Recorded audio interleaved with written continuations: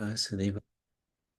Om Namo Bhagavate Vasudevaya. Om Namo Bhagavate Vasudevaya. Hare Krishna, dear devotees, wanted to seek the blessings of Radha Madhav, Radha Shyam Sundar Krishna Balaram Bal Gopal, the Singhadev, Bhagavan Jagannath, Pradesh Padash, Nitai, Tulsimani, Haridas Thakur, Guru Parampara, Srila Prabhupada, Guru Maharaj, and the assembled devotees. So, Srimad Bhagavatam, Canto number 11, chapter 3, which is entitled Liberation from the Illusory Energy. In answer to 4 questions spoken by Maharaj Nimi, this chapter describes the nature and activities of the illusory potency Maya, the method of becoming free from Maya's insurmountable grip, the transcendental situation of the Supreme Lord Narayan, and the process of Karma Yoga by which one becomes free from all material activities.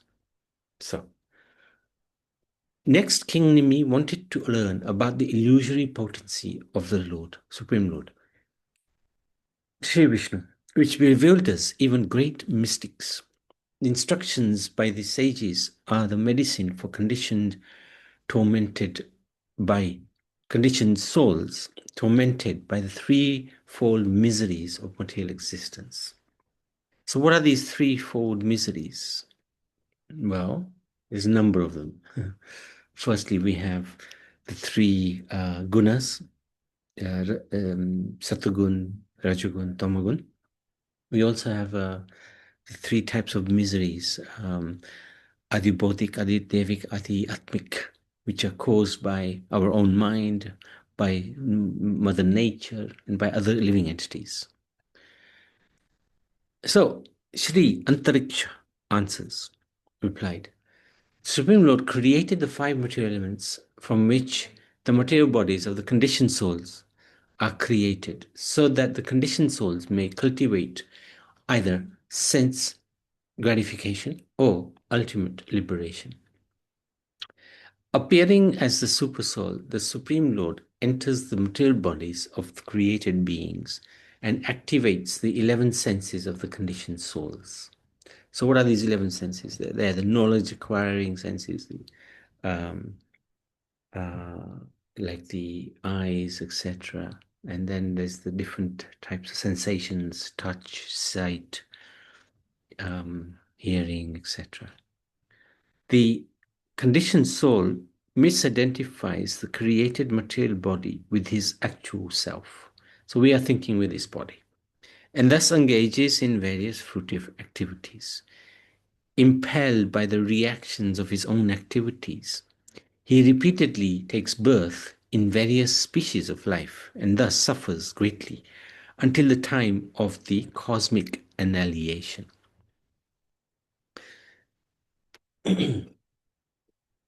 When the annihilation is imminent, the soul of the universal form withdraws the entire material creation within himself. So Mahavishnu, he breathes in and everything goes back into his body. And he himself enters into the original cause of all causes.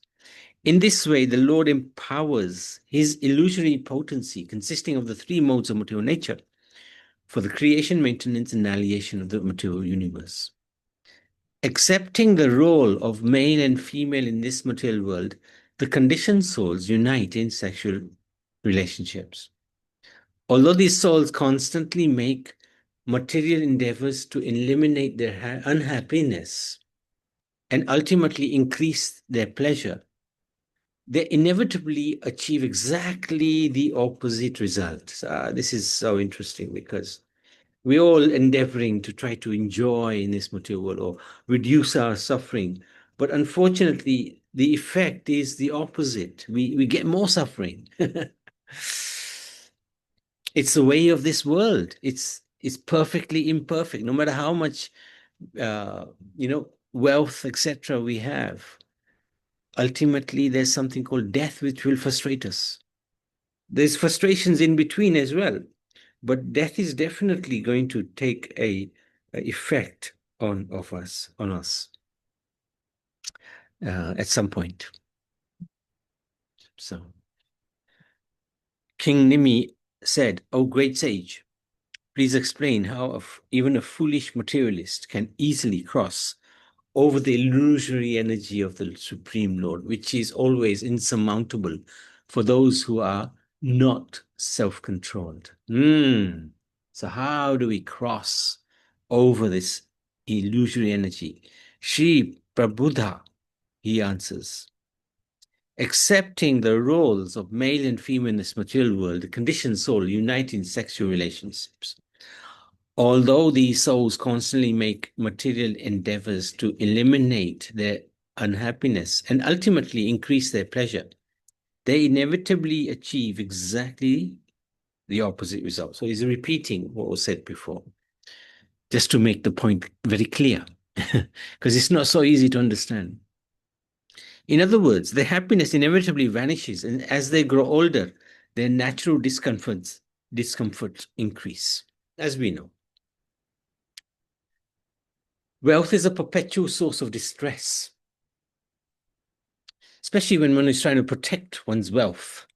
If one is able to renounce the wealth by giving it away, using it for charitable purposes, then where's the distress? It is most difficult to acquire, very hard to get more money, very hard. You have to work very hard. And it is virtual death for the soul. Why? Because spending the whole life chasing after money. We dig deeper into this material illusion, becoming more and more entangled. And that's death for the soul, because the soul is just completely lost in this real fight, endeavor for acquiring wealth. What satisfaction does one actually gain from his wealth? Anyway, how many rotis are we going to eat? There's a limit. And beyond that limit, there's no enjoyment.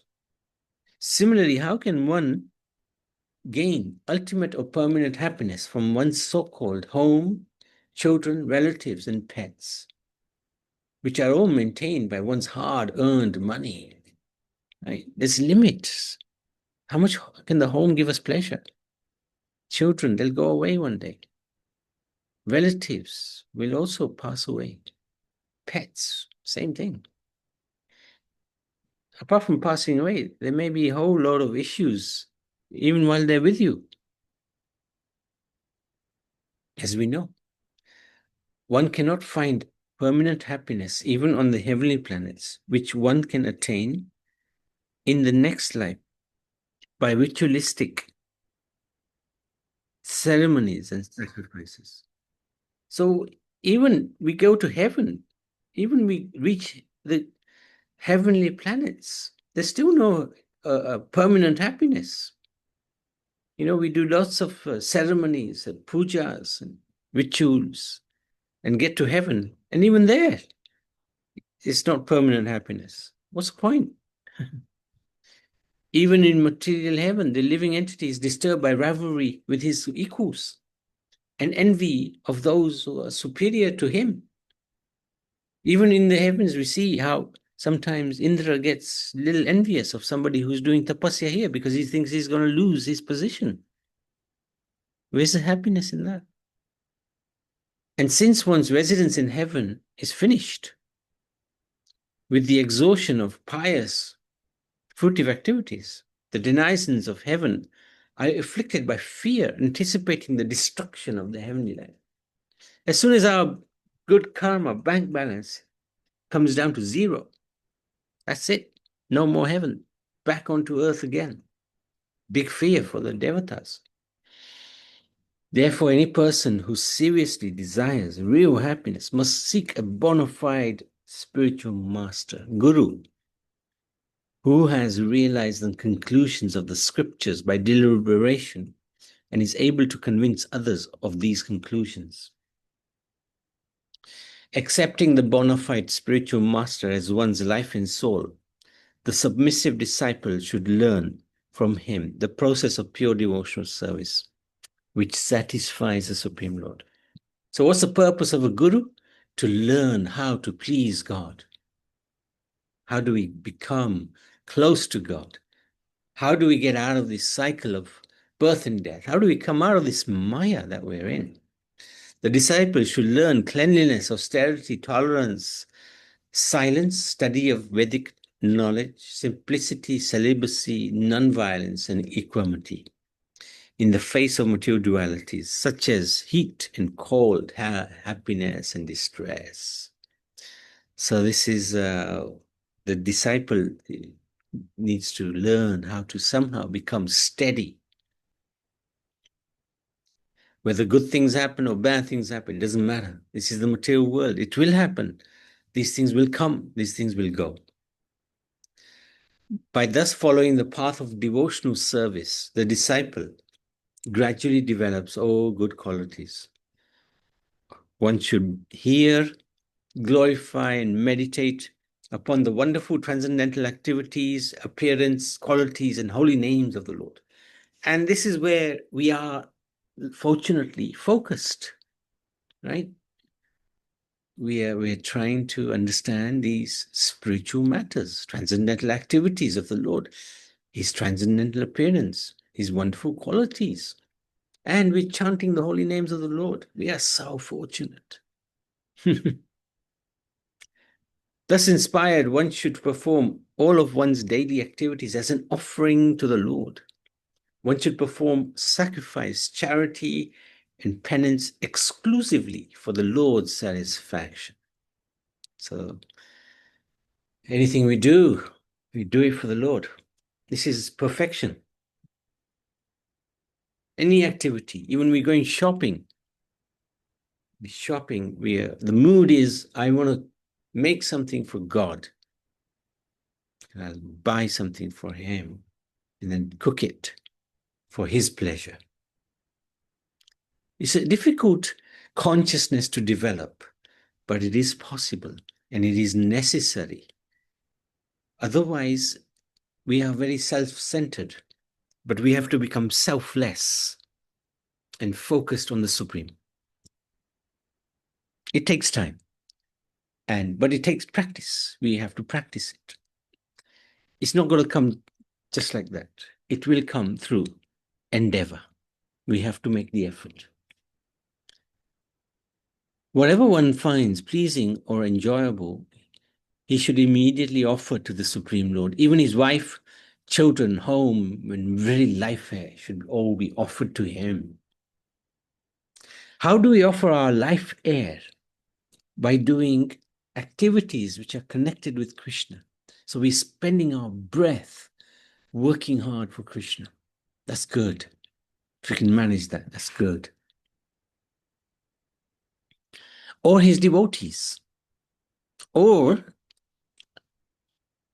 doing our duty. What is our duty? Whatever we have been, given by the Lord. If we've got families, we're looking after the families. We're thinking, okay, these families are for your pleasure, my dear Lord. I want to raise my children so that they become devotees of you and serve you, etc., etc. Whether they become devotees or not, that's not in our control. What is in our control is our mood and attitude and consciousness. One should serve others and also accept instructions from others. Especially one should serve and learn from those who are pure devotees of the Supreme Lord. We have to find these devotees. Not so easy. Not so easy. By chanting the glories of the Supreme Lord in the association of devotees, one becomes satisfied and happy and develops a loving friendship with the devotees.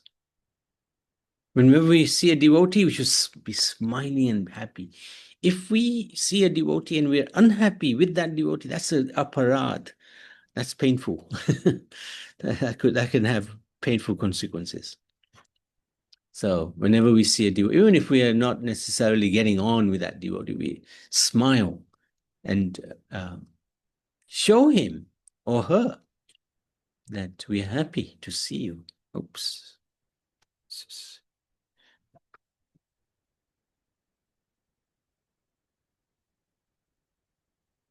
Okay.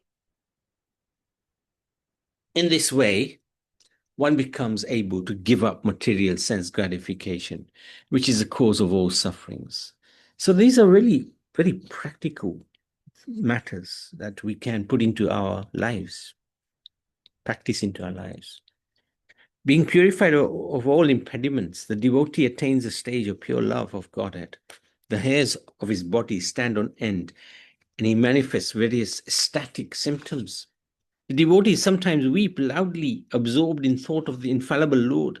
Sometimes they laugh, feel great pleasure, speak out loud to the Lord, dance or sing, sometimes imitate the unborn Supreme by acting out his pastimes, sometimes achieving his personal audience. They remain silent, peaceful and silent. By complete devotion to the Supreme Personality of Godhead, Narayan, the devotee easily crosses over the illusory energy, Maya, which is extremely difficult to cross.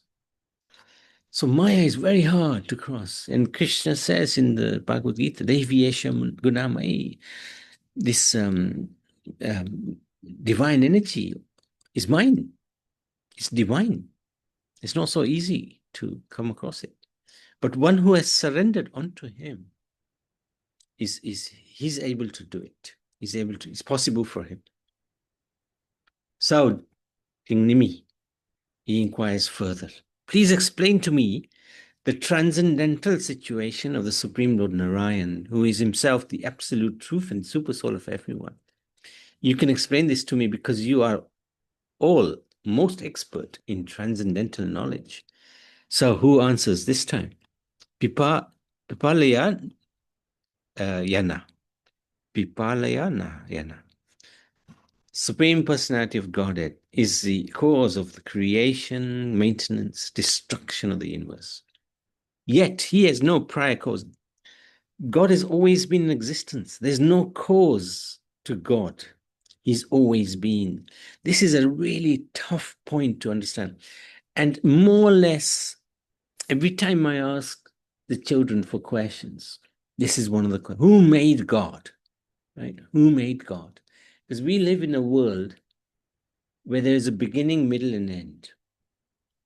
So to understand something which is infinite is not easy. Something that has no beginning and has no end, that's hard to understand. There has to be some faith. We have to have some faith that God is eternal. Of course, not just God. We are also eternal beings. But we're not God. We're servants of God. By entering the body of every living being as a super soul, he enlivens the body, senses, life airs, and mental activities. And thus all the subtle and gross organs of the body begin their function. So this is the beginning. Neither the mind nor the faculties of speech, sight, intelligence, the life air, or any of the senses are capable of penetrating that supreme truth.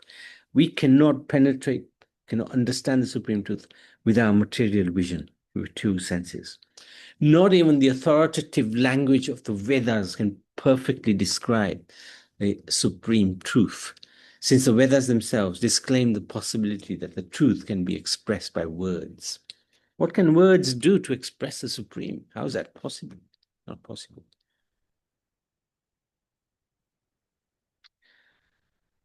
But through direct indirect reference, the Vedic sound does serve as evidence of the supreme truth. Since without the existence of that supreme truth, the various restrictions found in the Vedas would have no ultimate purpose. So this is the reason why the Vedas exist, is giving us guidance. Although he is originally one, by expanding the illusory potency, Maya, he appears in different forms. He's always free from birth, growth, decay, and death. And he is the super soul, the all-pervading witness who perceives the mentalities of all living entities. He knows what we're like. He knows our consciousness. He knows our likes and dislikes. He is a supreme Brahman and is known as Narayan. When one seriously engages in devotional service to the lotus feet of Lord Narayan, the impure desires lodged within one's heart as a result of one's previous work, within the three modes of material nature are destroyed. This is the power of bhakti. When the heart is thus purified, one can directly perceive both the Supreme Lord and oneself as transcendental entities. So not just the Supreme Lord, but we also have a transcendental side to us, but it's covered at the moment because we are identifying with this material body. We are thinking we are this body. But as soon as we realize that we are not this body, we are this Atma, then our transcendental nature will come out. Brahman, the eternal soul, was never born, will never die, nor does it grow or decay. That spiritual soul is actually the knower of the youth, middle age, and death of the material body. Thus, the soul can be understood to be pure consciousness existing everywhere at all times, never being destroyed. The spirit soul appears in many different species of life within the material body world. Some species are born from eggs, some from embryo,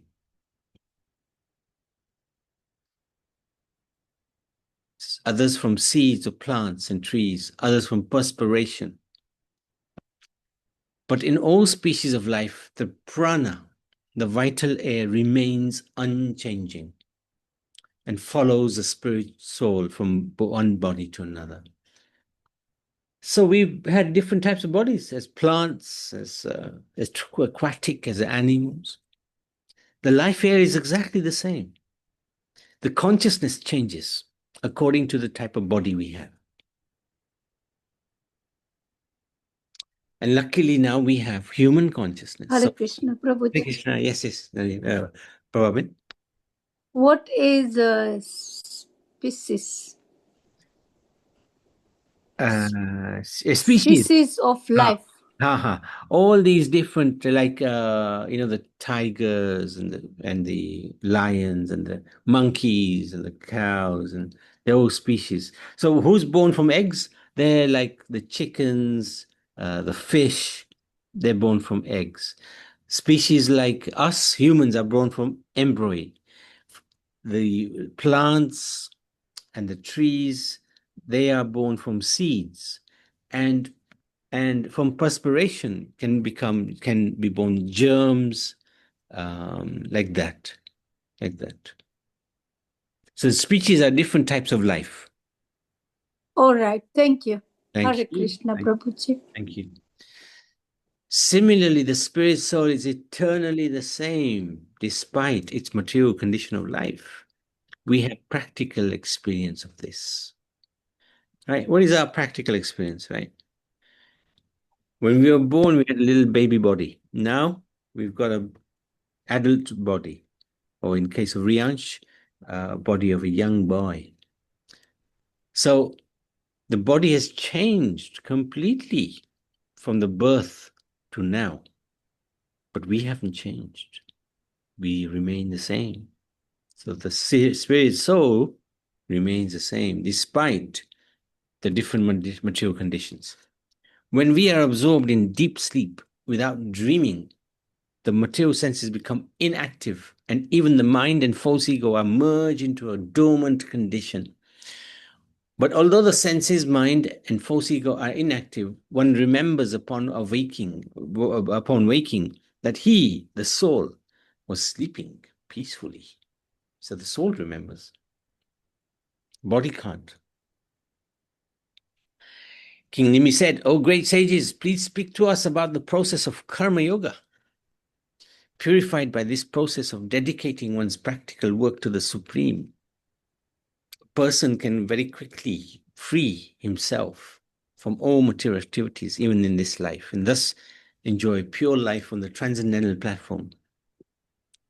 Once in the past, in the presence of my father, Maharaj Ikshwaku, I placed a similar question before 4 great sages who were the sons of Brahma.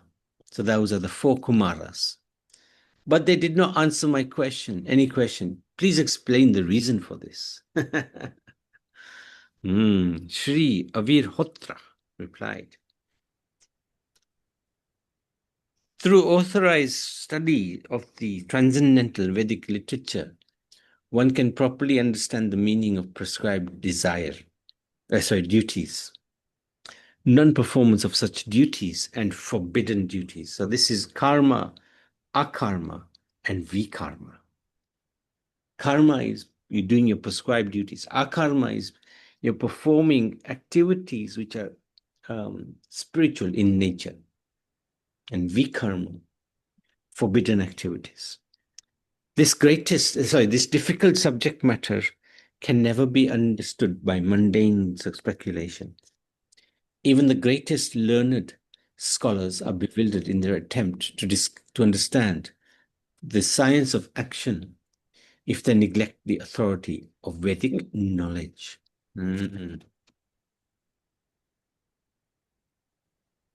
So this sage is saying, this is the Navyogendra, one of the Navyogendras. He's saying, it's a tough question, tough subject. You can't understand it with your mind, your material mind. So even great scholars become very disturbed, bewildered, trying to understand karma. Very hard to understand karma. Very hard. If an ignorant person who has not conquered the material senses does not perform the Vedic injunctions, he will certainly engage in sinful and irreligious activities. Thus, his reward will be repeated birth and death. So this is where we have to be very careful. Very careful. On the other hand, if one executes the regulated activities prescribed in the Vedas without attachment and offers the result of such work to the Supreme Lord, one attains perfect freedom from the bondage of material work. This is karma yoga at its highest level. You do your duty, but you offer the result to Supreme Lord. And when does that become bhakti? Is when there's love involved. So when you're offering the result to the Supreme Lord, there may not be that love. But when love is involved, when we are trying to engage in bhakti, then that becomes a superior yoga. The material fruitive activity results offered in the revealed scriptures are not the actual goal of Vedic life, Vedic knowledge, but are meant for stimulating the interest of the performer. If a conditioned soul worships the Supreme Lord, Hari, by following the regulations found in the Vedic literatures, such as the Tantras, he will quickly become free from the bondage of material or false ego. When a devotee obtains the mercy of his spiritual master, who reveals to him the injunction of the Vedic scriptures, he worships Supreme Personality of Godhead in a particular personal form he finds most attractive. This is the beauty of Sanatana Dharma. God has given us such a fantastic options. Who do you want to worship? Who do you find the most attractive? Yes, go ahead. I will become that personality so that you can worship me. This is incredible. In this way, the devotee quickly becomes liberated from all material bondage.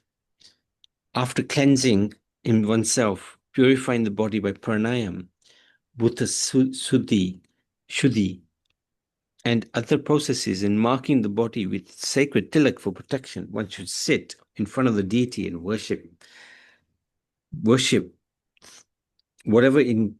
gather whatever ingredients for worshipping the deity, make ready the offering, the ground, his mind, and the deity, sprinkle his sitting place with water for purification, and prepare the bathing water and other paraphernalia. Place the deity in his proper place, both physically and within his own mind. Concentrate his attention and mark the deity's heart and other parts of his body with tilak.